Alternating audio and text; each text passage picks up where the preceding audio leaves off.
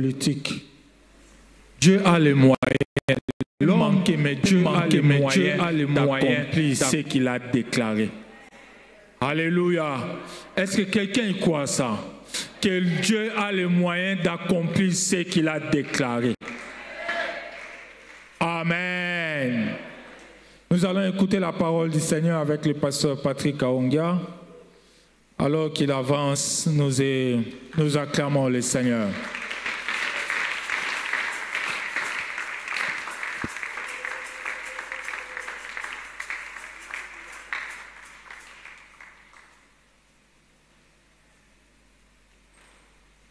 Alléluia.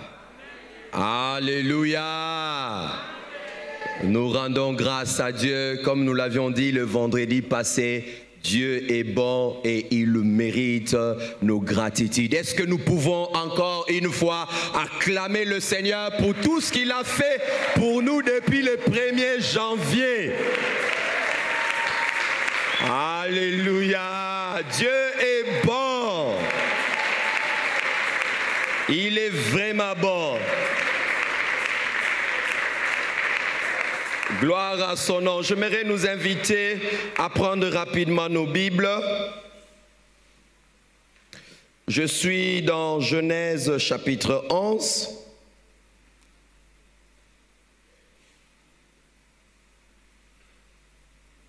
Nous allons lire le verset 31 et le verset 32 et nous allons lire Genèse 12, le verset 1.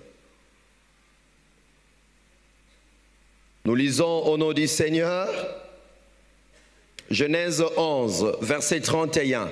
Térakh prit Abram, son fils, et Lot, fils d'Aran, fils de son fils, et Saraï, sa belle-fille, femme d'Abraham. Ils sortirent ensemble d'Ur en Chaldée pour aller au pays de Canaan. Ils vinrent jusqu'à Charan et ils y habitèrent. Les jours de Téra firent de 250 ans et Téra mourut à Charan. Amen. Le verset 12. L'Éternel dit à Abram, va-t'en de ton pays, de ta patrie et de la maison de ton père, dans le pays que je te montrerai. Je ferai de toi une grande nation et je te bénirai. Je rendrai ton nom grand et tu seras une source de bénédiction. Je bénirai ceux qui te béniront et je maudirai ceux qui te maudiront. Et toutes les familles de la terre seront bénies en toi. Acclamons la parole du Seigneur.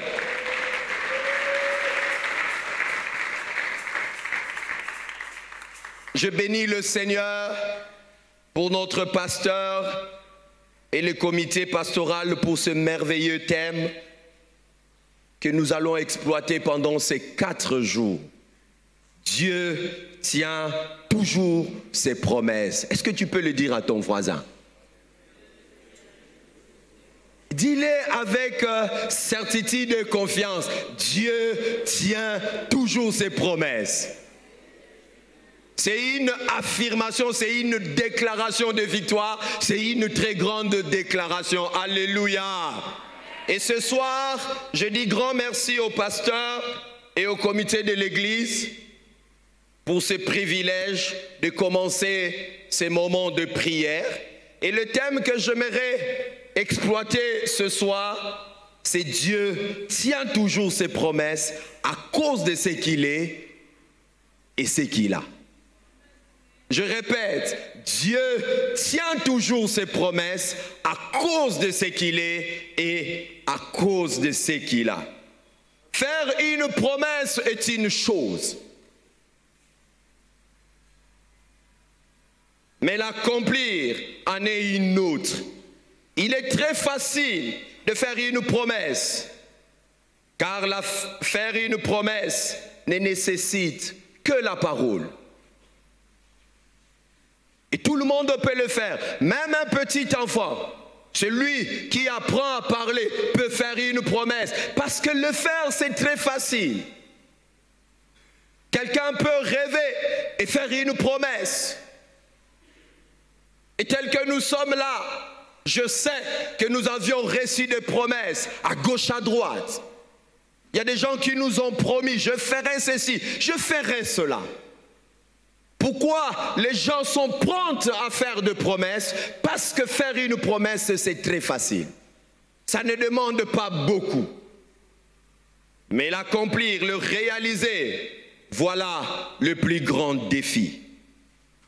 Tout le monde peut promettre, mais tout le monde ne peut pas accomplir sa promesse.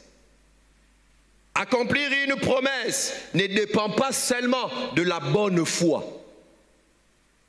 On peut avoir une grande bonne foi, on peut avoir, je disais, une bonne foi, mais cela ne suffit pas pour que une promesse soit accomplie.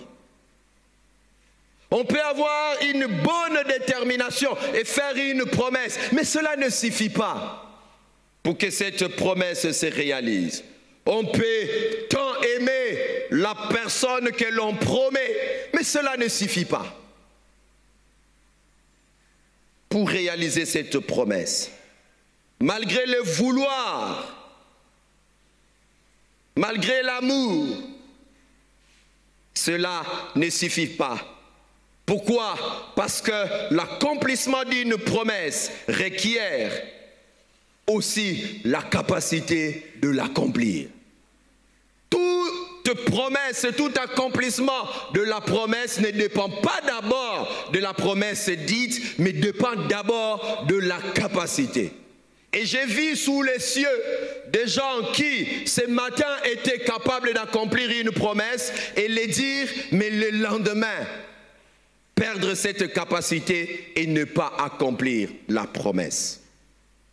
Je disais donc, l'accomplissement d'une promesse requiert la capacité, la force, la puissance nécessaire pour le faire.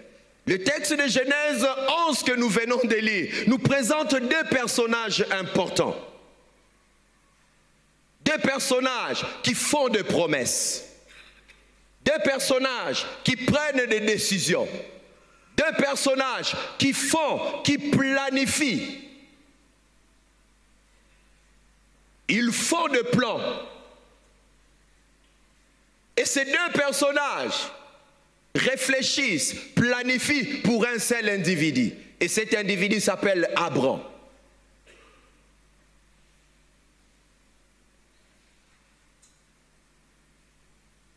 Deux types de personnages qui typifient aussi les deux types de promesses ou de prometteurs. Dans notre parcours avec le Seigneur, nous ferons face à ces deux types de personnes. Dans notre marche dans la foi, nous aurons ces deux types de promesses. Les deux personnages ont quelques éléments en commun. Il s'agit de l'amour. Les deux personnages aimaient Abraham. Et l'amour qu'ils avaient pour Abraham va les amener à agir, à faire des promesses. Mais deuxièmement, les deux personnages avaient une bonne foi. Déterminés à faire du bien à Abraham. Déterminés à changer la situation d'Abraham. Déterminés à quelque chose de merveilleux. Ils avaient le vouloir. Et ils avaient le plan. Il y avait un plan. Et enfin, il y avait l'agir. Les deux ont agi. Mais qui sont ces deux personnages? Le premier personnage, il s'agit de Térakh. Térakh est le père d'Abraham.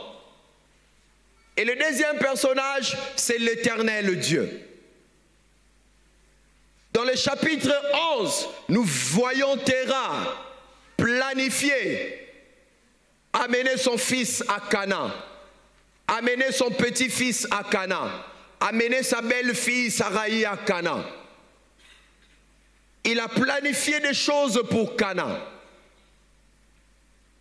Mais au chapitre 12, nous voyons l'Éternel Dieu aussi de l'autre côté, planifié pour Abraham. Et lui aussi lui promet Canaan. Je vais t'amener à Canaan. Je te donnerai Canaan. C'est vrai que les deux personnages ont presque les mêmes caractéristiques que j'ai citées. Mais nous remarquons que l'un va accomplir ses promesses et l'autre ne va pas l'accomplir.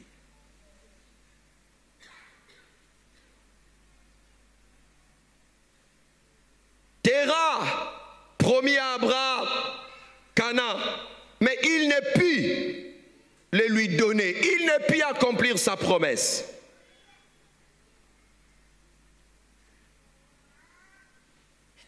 Mais de l'autre côté, l'Éternel, qui a promis la bénédiction, qui a promis les enfants, qui a promis la grandeur, il a promis même que Abraham deviendrait une source, un canal.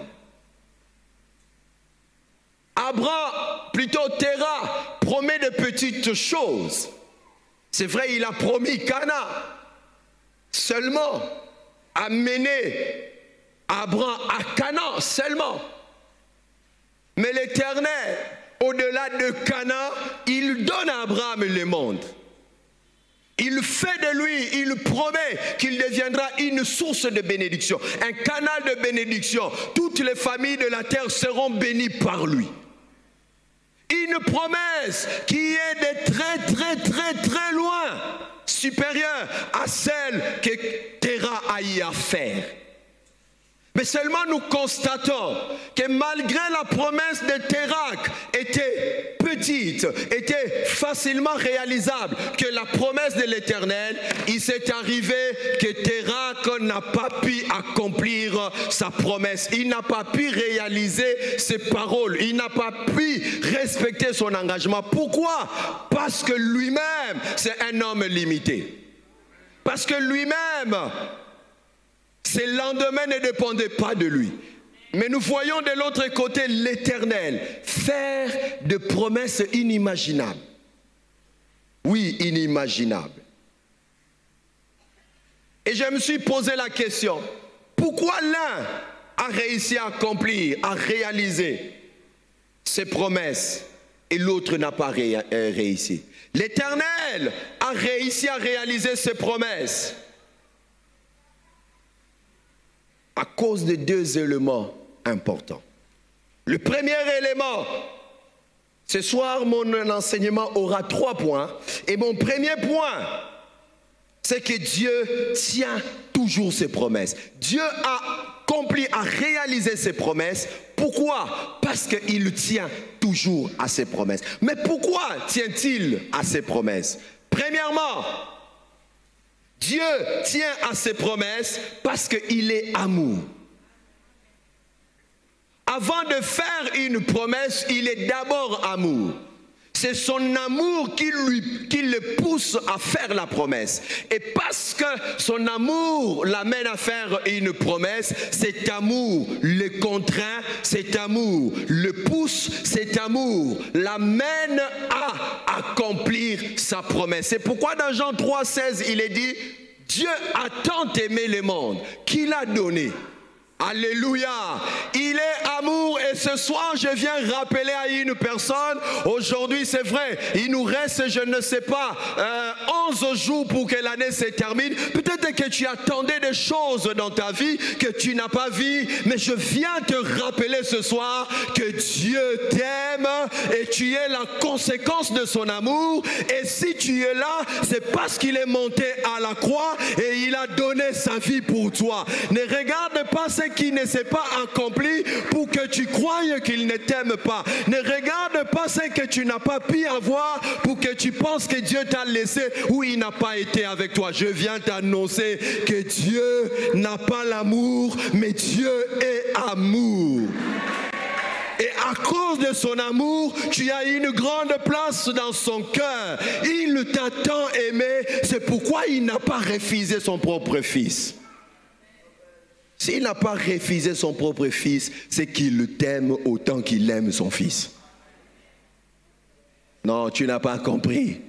J'ai dit, s'il n'a pas refusé son fils unique, c'est-à-dire qu'il t'aime autant qu'il aime son fils. C'est pourquoi Colossiens dit, Jésus est devenu le premier-né. C'est-à-dire, il est le fils aîné et je ne sais pas qui est le second, mais je sais que moi aussi, je fais partie des petits frères de Jésus. Alléluia. Alléluia. Dieu est amour et à cause de son amour, il veille à ses promesses pour toi. Parce qu'il t'aime, c'est comme un père. À moins qu'il soit incapable. Mais s'il aime son fils et qu'il a l'argent, qu'il a la capacité, il le donne et il accomplit ce qu'il a promis, n'est-ce pas? C'est pourquoi dans Matthieu 7,7, il est dit, demandez, il vous sera donné. Parce que Dieu nous aime autant. Dieu tient toujours ses promesses. À cause de sa nature.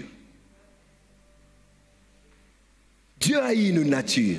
Et cette nature-là l'amène à tenir ses promesses. Et dans cette nature, nous avons premièrement l'amour. Comme je venais de dire, Dieu nous aime.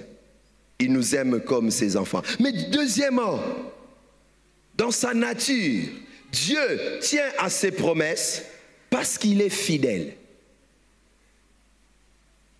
J'aime ces cantiques. Dieu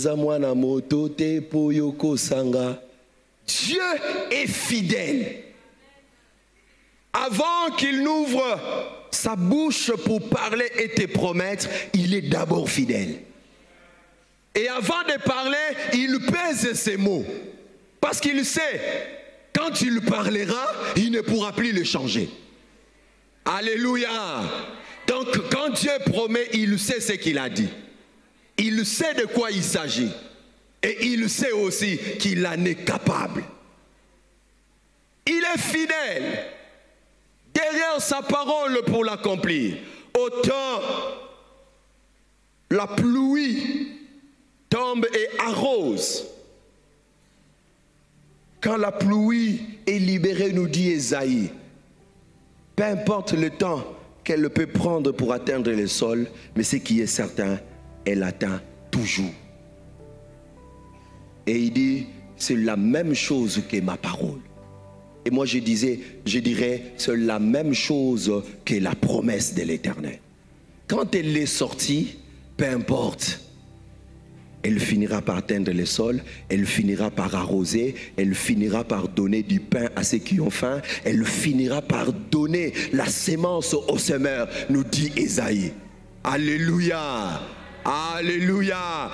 Dieu est fidèle. La fidélité, c'est cet attribut, c'est ce caractère de rester ferme, de rester droit, de rester dans ce que l'on a dit, dans son engagement.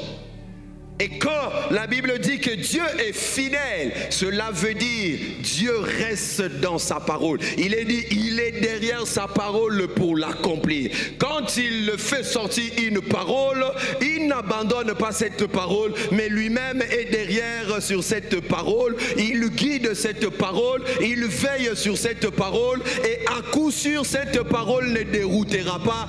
Elle t'atteindra. Si elle est pour toi, elle t'atteindra au temps fixé. C'est comme ça, ne crains pas, parce que celui qui a fait la promesse est fidèle. J'aimerais te dire, si Térac n'a pas pu faire quelque chose parce que Térac n'est pas fidèle, mais l'Éternel, lui, est fidèle, il accomplira, il réalisera, parce que rien ne peut l'empêcher. Alléluia. Je disais, Dieu est fidèle. Il ne change pas ce qu'il a dit. Moi, je peux dire, je ferai. Mais demain, me retrouver incapable moi-même. Parce que l'enfant tombe malade. Il y a tel problème. Ce que je devais faire pour toi, je deviens incapable parce que je dois d'abord résoudre mon problème. Et je change de position. Je te dirais, désolé mon frère, je voulais vraiment faire pour toi, mais je suis incapable. Je ne ferai plus. Je change. Mais la fidélité de Dieu amène Dieu à ne pas changer. C'est pourquoi Hébreux 8 dit, Jésus n'a pas changé, il est le même hier, aujourd'hui et éternellement. Et sa parole n'a pas changé. J'aime ce que Corinthiens dit. Il dit, tout passera, les dons passeront, tout ce que nous avons passeront, mais la parole ne passera jamais. Et la promesse ne passera jamais. Elle finira par s'accomplir. Ne regarde pas le temps. Troisièmement, Dieu tient à ses promesses parce qu'il est saint et juste.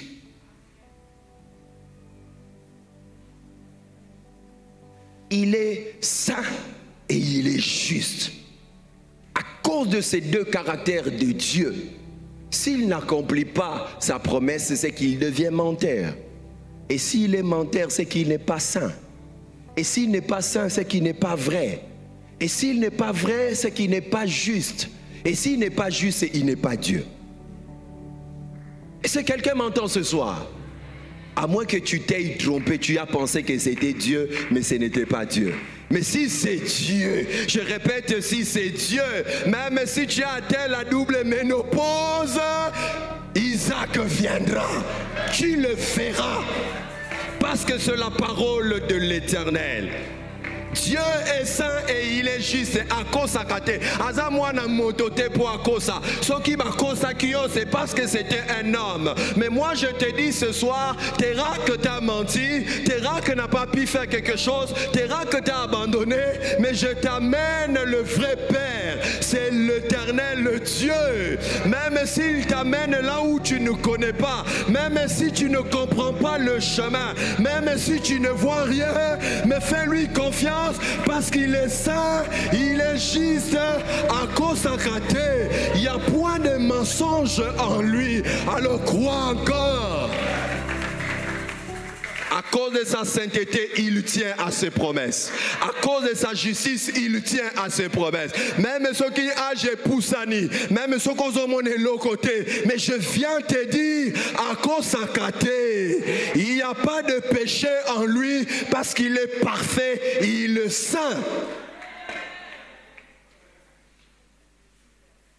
Quatrièmement, Dieu tient à ses promesses parce qu'il est la parole. Dans Jean 1:1, il est dit, au commencement était la parole. La parole était avec Dieu. Dieu est la parole. Et la promesse, c'est quoi?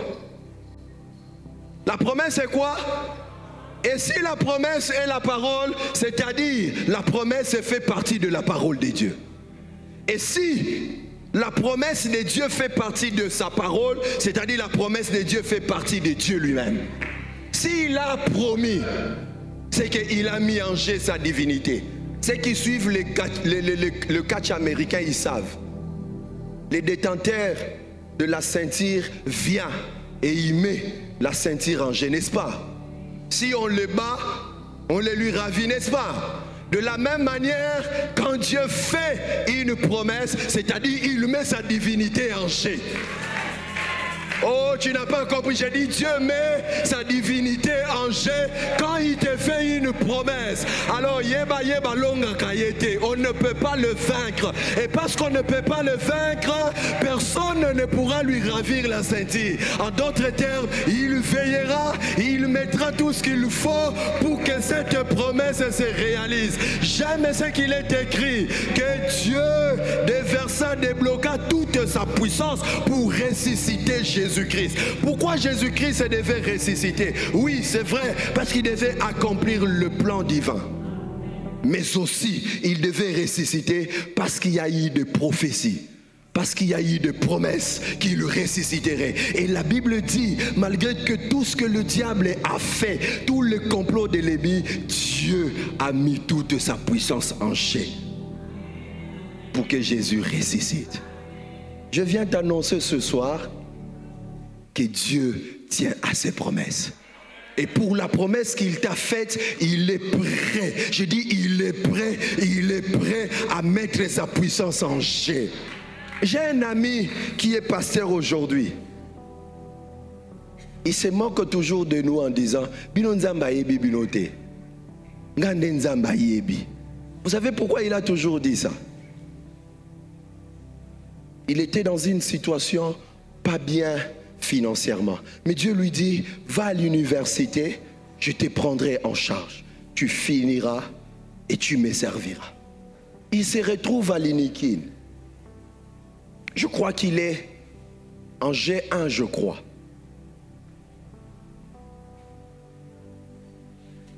Il a étudié toute l'année, il n'a pas trouvé le Minerval. Il a fait la première session sans avoir payé. On a annulé, à l'époque c'était ça, je ne sais pas si c'est la même chose aujourd'hui. On a annulé la session parce qu'il n'avait pas payé. Il devait faire session unique. Et à l'époque il y avait les ajournements totaux. Alléluia. Et à 5 jours de la deuxième session, il n'avait pas l'argent. Et il est allé, il a prêché à l'église. Une maman lui amène, je crois c'était 22 000 francs ou 23 000 francs. La valeur. Et il dit, mais Seigneur, qu'est-ce que je veux faire avec? Et le dollar était autour de, prenons 42 par exemple. Mais lui, on lui donne 20 000 ou 22 000 francs. Il disait, Seigneur, qu'est-ce que je veux faire avec? Et il devait payer 150 dollars. À la veille, 2 jours avant, quelqu'un lui amène encore un peu d'argent. Et il lui manquait 100 dollars pour payer. Vous savez qu'est-ce qui s'est passé? On entend seulement que on a nommé Tshisekedi Premier ministre. Le dollar a quitté là où il était. Jusqu'à 20 000 francs. Il va, il change son argent, il a 100 dollars dont il avait besoin. Juste quand il a l'argent, Tshisekedi a barré Biloko, les dollars est remonté. Et l'équipe coûte place à Zalaki. Et il a toujours dit, à cause de moi, Dieu a bougé le système, le gouvernement du Congo. Oh, je viens te dire, à cause de toi, à cause de ce qu'il est, il peut bouger tout un système. Pour accomplir sa promesse, je répète, il peut bouger tout un système impossible. Il a payé le Minerval, il a fait la session unique et il était passé des classes. Parce que Dieu, le cœur des rois sont comme un torrent entre ses mains. Il les bouge, il les incline, il fait tout ce qu'il veut avec cela. Et ce soir, je viens te dire, à cause de la promesse qu'il t'a faite, il est capable de bouger les choses. Même si tu n'as personne qui peut parler pour toi, oh, je viens te dire, nano monate, oboye loko me bakangi suyango. C'est une expérience que je venais de passer. On m'a demandé de faire quelque chose, j'ai refusé. Mais on me dit après, oh lingo lingate, c'est toi. Et tu vas le faire. Frère, sœur, si Dieu a promis, il accomplira.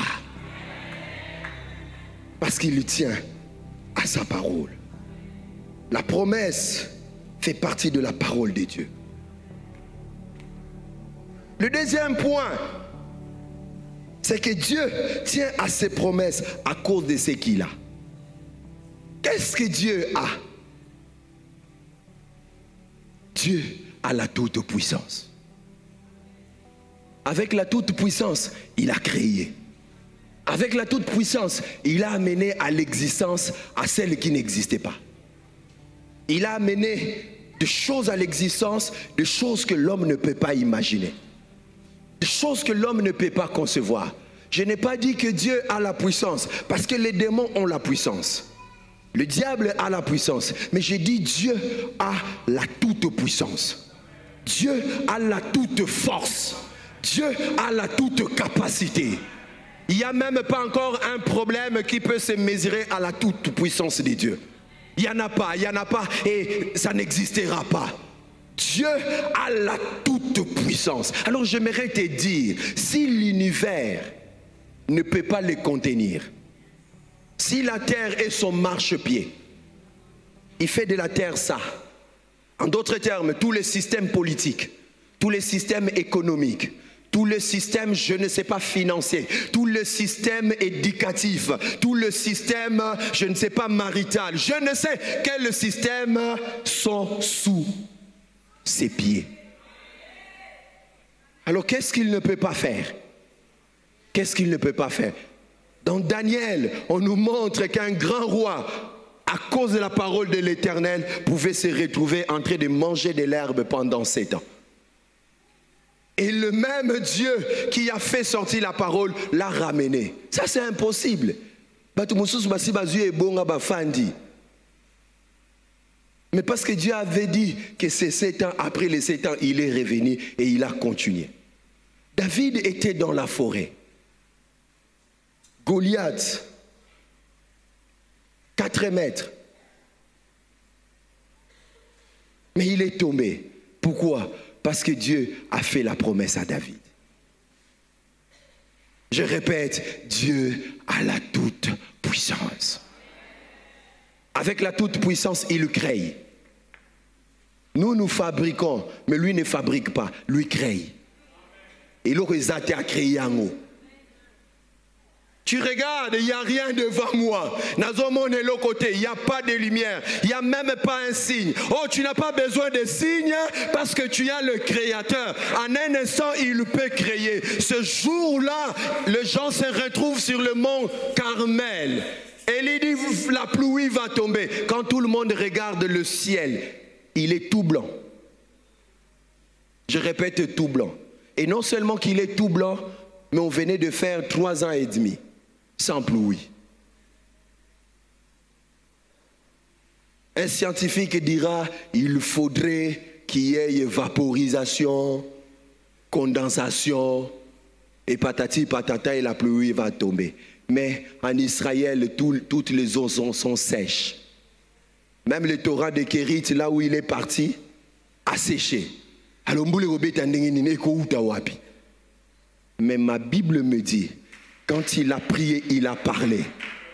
Il n'y avait rien, mais un petit nuage de la forme de la paume de main s'est manifesté. Et où tu vois, Dieu. Et en quelques instants, ce nuage est devenu très grand et la pluie est tombée jusqu'à ce que le roi a été mouillé. Je viens te dire, même quand le ciel est tout blanc, c'est possible que la pluie tombe parce que nous avons le Créateur. Quand il a dit, il est capable de changer ce ciel pour un instant seulement, il est capable de le faire.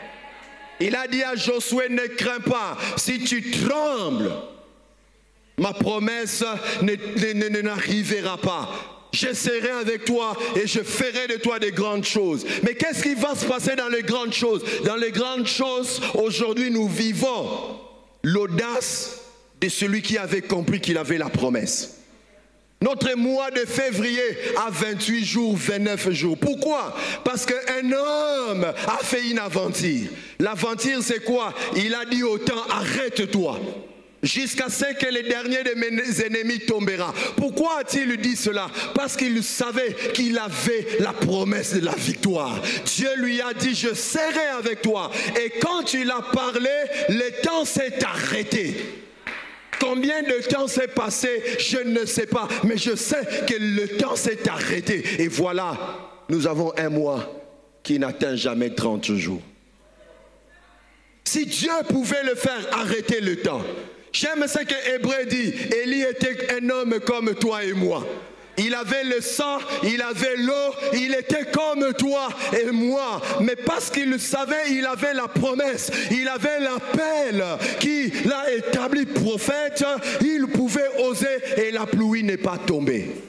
Oh, j'aimerais te dire ce soir, notre Dieu a la toute puissance. Notre Dieu est tout capable. Mais la deuxième chose que j'aimerais dire ici, Dieu a le nécessaire. Je répète, Dieu a le nécessaire pour accomplir ce qu'il a dit. S'il a dit que le Messie, le Sauveur, naîtra d'une vierge,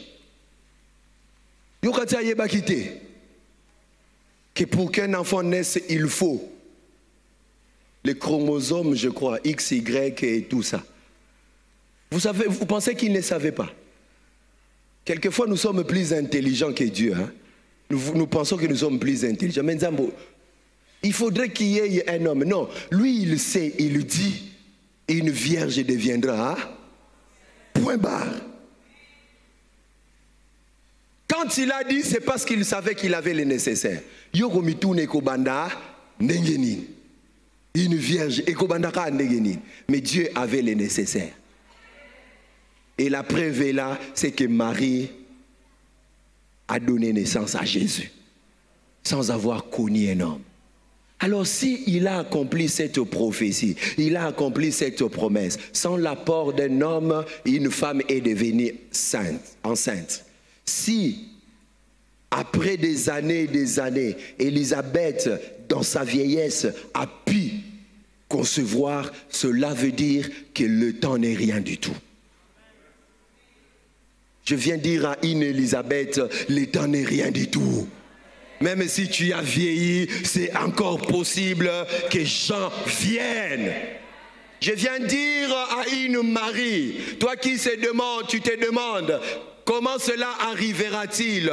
Oui, si tu as la promesse, accroche-toi. J'aime comment cet ange se présente. Il se présente particulièrement. J'aime cet ange-là. Il dit quoi? Il dit, je suis Gabriel.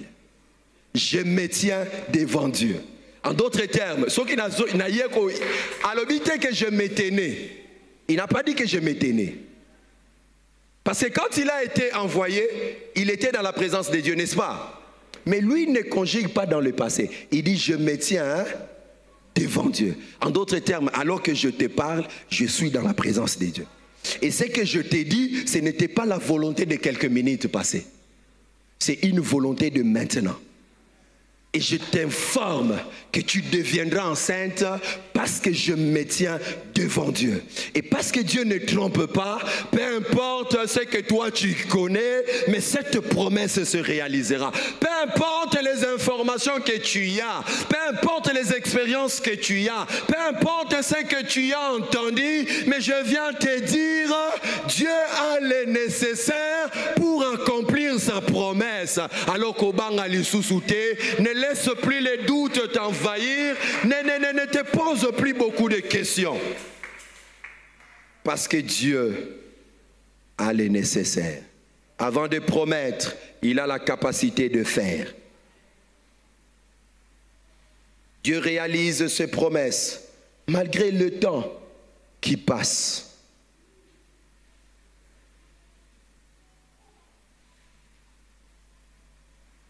C'est vrai, il est sorti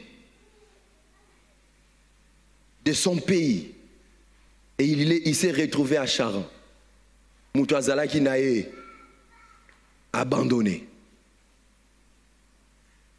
Le projet s'arrête à mi-chemin. Il pouvait se demander, mais celui qui m'a pris et qui devait m'amener n'est plus. Celui qui a promis n'est plus. Mais je viens annoncer à une personne, même ceux qui là, Dieu te ramassera là. Parce que c'est à Charan que Dieu a ramassé Abraham. Ce qui t'a éléki, après plusieurs années, tu es à Charan, tu ne vois plus rien. Je viens t'annoncer le Dieu Oya Lokotara, comme on l'appelle Sembabi Lokota. Il peut te ramasser là où tu as été abandonné. Il peut te ramasser ramasser là où le temps t'a bloqué. Il peut te ramasser là où l'impossibilité t'a... Oh, je suis venu dire à une personne, le temps n'est pas un obstacle. La disparition des terrains n'est pas un obstacle. Oh, même l'abandon n'est pas un obstacle. N'est pas un obstacle, n'est pas un obstacle, parce que Dieu peut te ramasser. Et quand Dieu ramasse une personne, qu'est-ce qu'il fait? Il le multiplie au centuple. C'est que Terah a promis et qu'il n'a pas pu réaliser. Dieu vient, il ramasse Abraham et il fait des promesses inimaginables. Oh, toi qui penses que tu es abandonné, toi qui penses qu'il n'y a plus d'ici pour toi parce que Terah n'est plus là, toi qui penses que c'est fini, je viens te dire, ce n'est pas encore fini, parce que l'Éternel est là, le maître de temps, le maître des circonstances, le créateur, celui qui conjugue les circonstances à notre faveur. Il n'a pas changé. C'est lui qui lui-même peut faire perdre tes troupeaux. Il s'arrange, ma troupeau et kangami nango bien, mais lui-même, il vient le prendre et il le fait disparaître. Alors qu'il y a des serviteurs, mais c'est toi qu'on envoie. Pourquoi? Parce que il y a un trône qui t'attend là-bas. Parce qu'il y a l'onction qui est là. Je suis venu dire à une personne, notre Dieu est celui qui conjugue les circonstances pour que tu reçoives l'onction, pour que tu rencontres Samuel, pour que tu montes sur le trône. Et à cause de sa promesse, il ne change pas. Le troisième point, ne crains pas le temps, ne crains pas les circonstances, ne crains pas les montagnes, ne crains pas l'âge, ne crains pas la ménopause, ne crains pas ce que les médecins disent, ne crains pas ce que les scientifiques disent. Ne crains pas toutes ces choses, parce que nous avons le Créateur, nous avons celui qui commence une histoire, nous avons celui qui conjugue les circonstances. Et j'aimerais nous inviter à nous lever et nous allons prier le Seigneur. Je ne sais pas qu'est-ce qui se passe dans ta vie. Pendant les 11 jours, peut-être que tu es désespéré, mais je viens te dire, le temps n'est rien du tout, le temps n'est rien du tout. Que la chorale nous entonne un cantique et nous allons prier pendant quelques minutes. Alléluia. Là où tu es, commence à bénir le Seigneur. Commence à dire ce qu'il est. Commence à dire ce qu'il a. Oh, c'est au travers de ce qu'il est, de ce qu'il a, qu'il accomplira ses promesses. As-tu reçu une promesse? Peut-être que toi, tu n'as jamais reçu une prophétie. Peut-être on n'a jamais prophétisé sur toi. Mais je viens te dire, Bethléem, Bethléem, Bethléem a fait des promesses. Mais la ville qui a accueilli Jésus, il n'y a aucune promesse sur cette ville. Il n'y a aucune promesse. Rien n'a été dit sur Nazareth. Rien.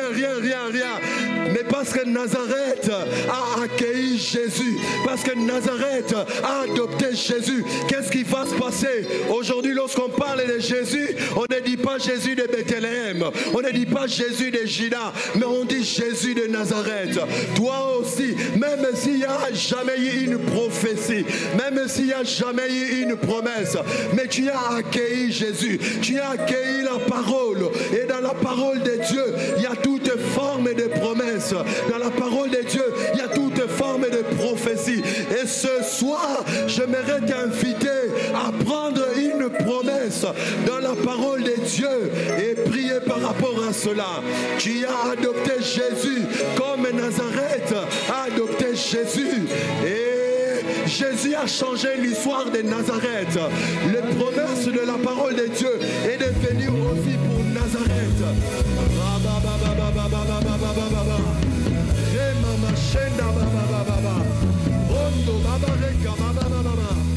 Je cherche un Nazareth ce soir. Je cherche un Nazareth ce soir. Oh, celui qui peut adopter la parole de Dieu. Celui qui peut intérioriser. Celui qui peut intégrer les promesses de Dieu. Les promesses de Dieu. Les promesses de Dieu. Comme la parole ne passe jamais. Les promesses de Dieu ne passent pas.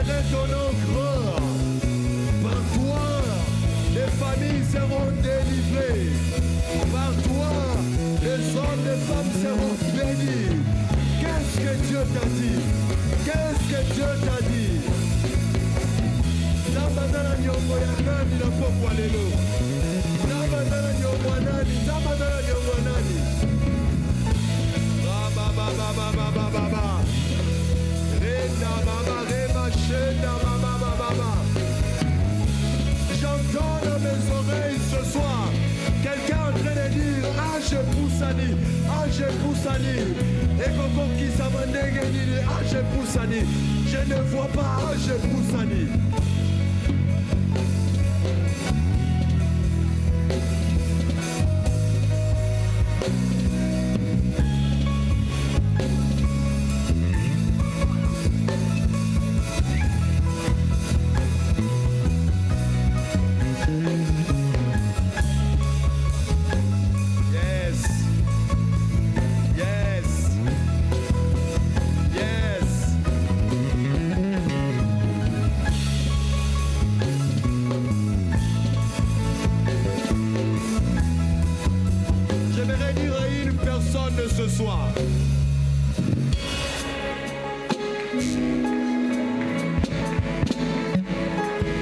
Tu penses que tu y es arrivé, mais le Seigneur me dit de te dire que tu n'es pas encore arrivé. Tu peux encore, si tu veux, tu peux encore aller au-delà de ça.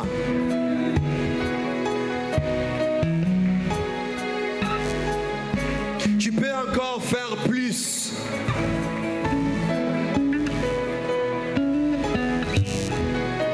Tu penses peut-être que le Seigneur a fini avec toi, mais il n'a pas encore fini. Tu peux encore. Élisabeth pouvait penser aussi que c'était fini, alors que Dieu n'avait pas encore fini avec lui.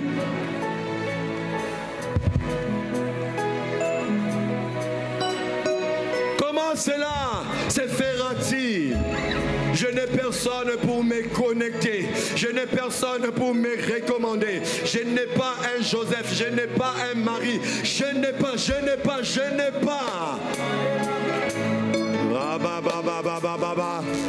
Il te rappelle, il est là. Il te rappelle, il est là. Je répète, il te rappelle qu'il est là. Es-tu fatigué? Ce soir, comme il a dit à Élie, réveille-toi et mange. Réveille-toi et mange. Parce que le chemin est encore long. Le chemin est encore long. Tu as encore des choses à accomplir. Reçois ce soir la force nécessaire. Reçois ce soir la restauration de Dieu. Reçois ce soir la provision divine. Élie a mangé. Élie a bu. Et il a continué la marche. Reçois cela, reçois cela, reçois cela.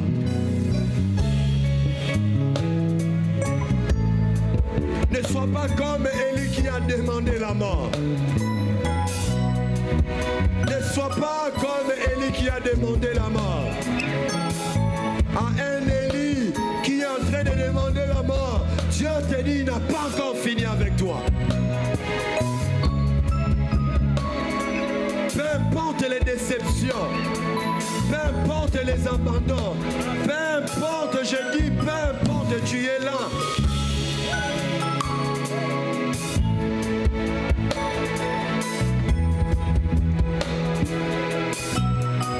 Makambozo Simbate, c'est des échecs chaque jour. Tu es déçu comme Élie parce que Makambozo Simbate, nazomone le côté, nazomone clarté. La promesse de Dieu est vraie. La promesse de Dieu est vraie. La promesse de Dieu est vraie.